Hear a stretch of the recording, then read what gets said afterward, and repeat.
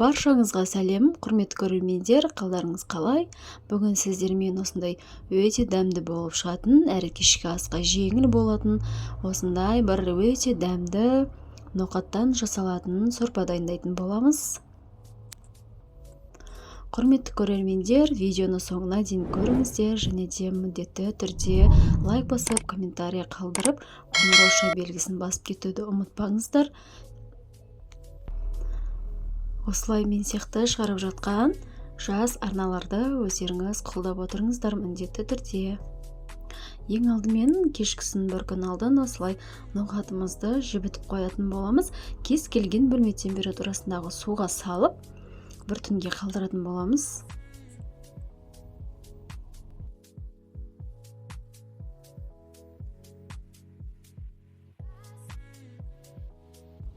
Ендігі кезекте бізде ішіне керекті заттардың барлығын ашып дайындап алатын боламыз. Міне көріп тұрғандарыңыздай ноқатымыз үлкейіп әдемі болып тұр. Ендігі кезекте масалықтарымыздың барлығын видеода көрсетілгендей етіп, немесе қалауларыңыз бойынша үлкен кіші етіп турап алсаңыздар болады.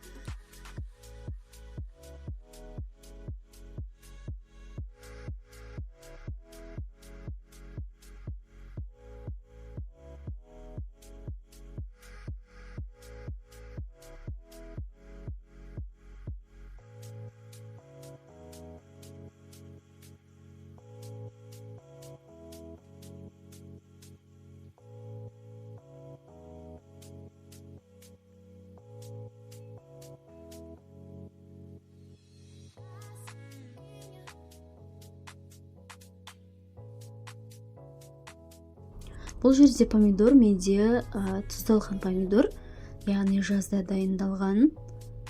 Осылай дайындап қойған помидорларыңыз болса, осылай қосып жіберсеңіздер болады.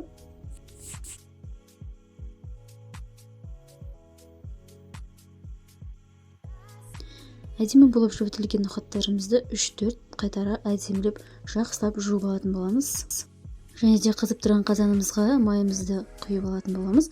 Және осылай үстінен барлық ингредиенттерімізді салып, қуырып алатын боламыз. Бұл жерде менде қайнатылған сорпаны үйімде ұнатпайтын болғандықтан, осылай барлық заттарын алдын ала кішкене уақыт қуырып, содан соң барып ұзақ уақытқа қайнататын боламын.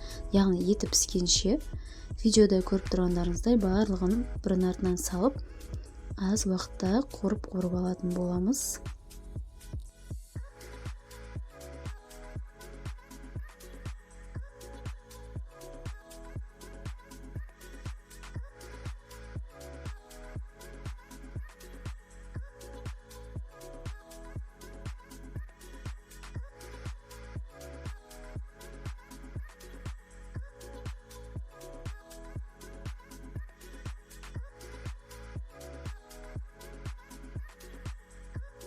Міне осылай барлығын қуырып, соңында помидорымызбен үстіне ноқатымызды саламыз. Және де қайнап тұрған суымызды құйып, етіміз піскенше жай отта пісіретін боламыз.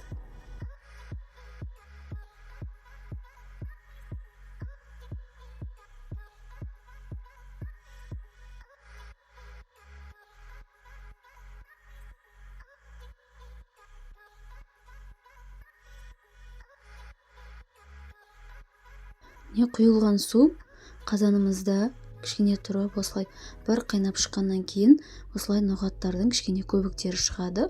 Сол көбіктерінің барлығын осылай сүзгінің көмегімен алып тастайтын боламыз.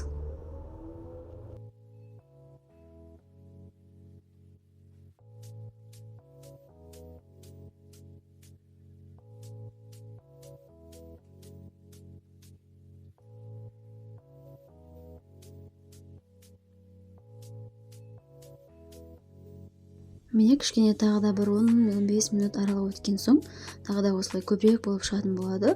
Оны да астын бәрі жақсылап қозғап жіберіп, барлық көпіршіктерін осылай алып тастайтын боламыз. Ешқандай көпіршіктерін қалдырмаймыз.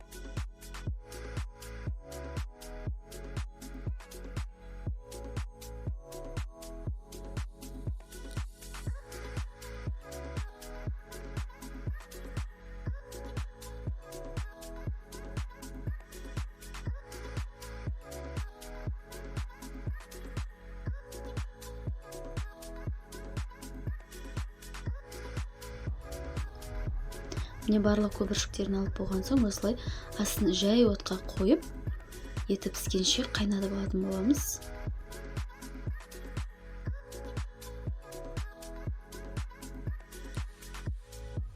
Етіміз піскен соң осылай кинза мен укроптан азғантайын осылай салып жіберетін боламыз. Ол бір ерекше бір дәм береді.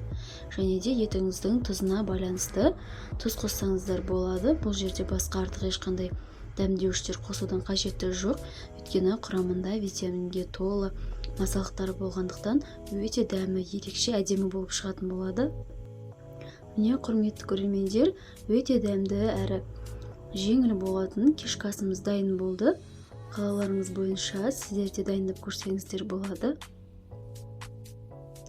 Міндетті түрде жасап көріңіздер, дәмі өте керемет болып шығады.